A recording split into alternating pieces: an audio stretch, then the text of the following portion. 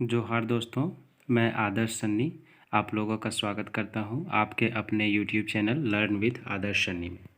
तो शुरू करते हैं आज का क्लास।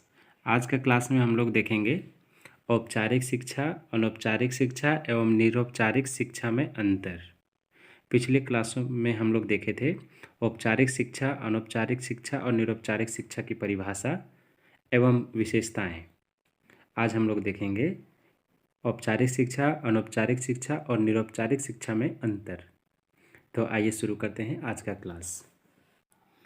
देखिए, सबसे पहले हम एक पेज लिए हुए हैं।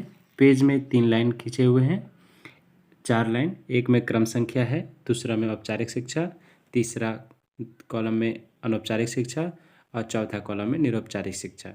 जब भी हम अंतर लिखेंगे तो इसी तरह पेज को डिवाइड करके लिखेंगे। क्रम संख्या 1 में देखते हैं औपचारिक शिक्षा। इसका क्षेत्र जो है बहुत संकीर्ण होता है। संकीर्ण मतलब इसमें सारा चीज़ फिक्स रहता है। हमें आज ये पढ़ना है तो वही पढ़ना है, इसके अलावा कुछ नहीं पढ़ना है। जैसे सभी टीचर का टाइम टेबल फिक्स रहता है। फर्स्ट घंटी लाइक मैथ हो तो मैथ ही होगा, फलाने सर के द्वारा होगा तो वही सर के द्वारा होगा, दूसरे सर का नहीं। अनौपचारिक शिक्षा में क्या है, इसका क्षेत्र बहुत व्यापक है।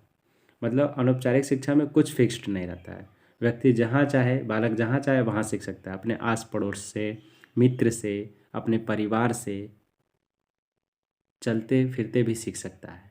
जैसे रास्ते में क्या हुआ, एक बालक जा रहा है तो वो बाईं तरफ ना जा कर के दाईं तरफ जा रहा है, तो वहाँ भी वो सीख गया कि हमें हमेशा बाईं तरफ चलना चाहिए, लेफ्ट साइड में चलना चाहिए। इस तरह से अनौपचारिक शिक्षा कहीं भी प्राप्त की जा सकती है। निरौपचारिक शिक्षा, यह शिक्षा मध्य मार्ग को अपनाती है। इसका क्षेत्र ना तो संकीर्ण होता है न ही व्यापक होता है।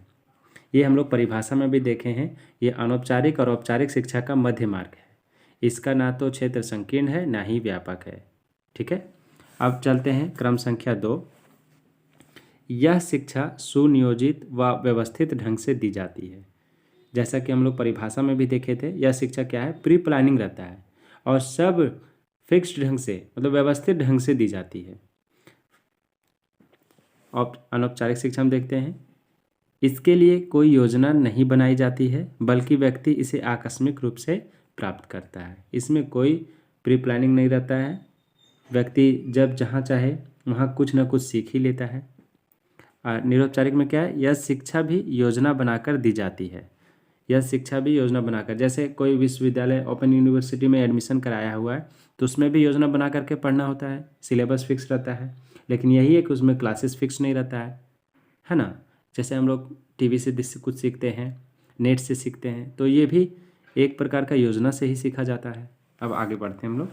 तीसरा, यह शिक्षा में उद्देश्य पहले से ही निश्चित होता है।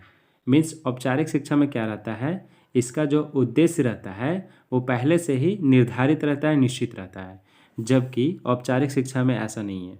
इसमें क्या है, इसमें शिक्षा के कोई पूर्व निर्धारित उद्देश्य नहीं होते हैं। इसमें कोई उद्देश्य नहीं रहता है और इसमें शिक्षा पूर्व निर्धारित उद्देश्यों को ध्यान में रखकर दी जाती है। जैसे कोई व्यक्ति सोचता है कि हमें मास्टर डिग्री करनी चाहिए, पीजी करनी चाहिए, और वे औपचारिक शिक्षा से नहीं कर पाता है, बीच में छोड़ देता है, तो वो ओपन यूनिवर्सिटी में वो एडमिशन करवा लेता है। और देखिए, पूर्व निर्धारित तो वो पहले सोचा था, किंतु यहाँ पे वो शिक्षा नहीं कर पाया था, पीजी नहीं कर पाया था, तो वो क्या किया, बाद में निरौपचारिक शिक्षा के अंतर्गत वो शिक्षा प्राप्त किया, पीजी कर लिया। अंतर बात समझ में आ गई। चलिए आगे बढ़ते हैं। 4, औपचारिक शिक्षा में चौथा पॉइंट देखेंगे। इसका पाठ्यक्रम पूर्व निर्धारित होता है। इसमें कुछ विषयों का सैद्धांतिक और व्यवहारिक ज्ञान कराया जाता है। पाठ्यक्रम पूर्व निर्धारित होता है, इसमें कुछ विषयों को थ्योरेटिकल, सैद्धांतिक और व्यवहारिक प्रैक्टिकल ज्ञान कराया जाता है। क्लियर। इसमें कोई निर्धारित पाठ्यक्रम नहीं होता है, बल्कि संपूर्ण जीवन इसका पाठ्यक्रम होता है। इसमें औपचारिक शिक्षा में क्या है, इसमें कोई निर्धारित पाठ्यक्रम नहीं रहता है, जबकि बल्कि संपूर्ण जीवन जो है इसका पाठ्यक्रम होता है।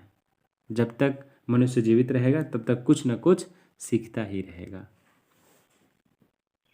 इसका पाठ्यक्रम निश्चित होता है, परंतु लचीला तथा व्यवहारिक दृष्टि से उपयोगी भी होता है। निरौपचारिक शिक्षा में क्या है, इसका पाठ्यक्रम निश्चित होता है परंतु लचीला होता है, ये ज़्यादा कठोर नहीं होता है, व्यवहारिक दृष्टि से इसका उपयोगी होती है। क्लियर। 5वां, इस शिक्षा में मुख्यतः बालक के बौद्धिक विकास पर बल दिया जाता है। किसमें, औपचारिक शिक्षा में क्या है, बालकों के बौद्धिक विकास पर बल दिया जाता है ना, माइंड को डेवलप्ड किया जाता है इसमें औपचारिक शिक्षा में। अनौपचारिक शिक्षा में क्या है, यह शिक्षा बालक के बौद्धिक विकास के साथ व्यवहारिक विकास पर भी बल दिया जाता है। इसमें बालक के बौद्धिक विकास पे भी बल दिया जाता है और उसका व्यवहारिक विकास पे भी बल दिया जाता है। नेक्स्ट एंड लास्ट, निरौपचारिक शिक्षा का अंतिम, यह शिक्षा बालक के सर्वांगीण विकास पर बल दिया जाता है। किसमें, निरौपचारिक शिक्षा में यह शिक्षा बालक के सर्वांगीण विकास पर ज़्यादा बल देती है। तो हम लोगों ने देखा शिक्षा के तीनों प्रकारों को और तीनों प्रकारों का विस्तृत डेफिनेशन भी देखा और डिफरेंसेस भी देखे। तो आपको यह कैसा लगा कमेंट बॉक्स में ज़रूर बताएं और वीडियो को लाइक करें, शेयर करें अधिक से अधिक अपने मित्रों में। अब नेक्स्ट में देखेंगे शिक्षा के कार्य, एजुकेशन के क्या वर्क होता है ना, क्या कार्य होता है सामाजिक दृष्टिकोण से, व्यक्तिगत दृष्टिकोण से, व्यक्तिगत दृष्टिकोण से, उसको हम लोग देखेंगे विस्तृत रूप से। आज के लिए बस इतना ही, मिलते हैं अगले क्लास में, तब तक के लिए जय हिंद, जय भारत।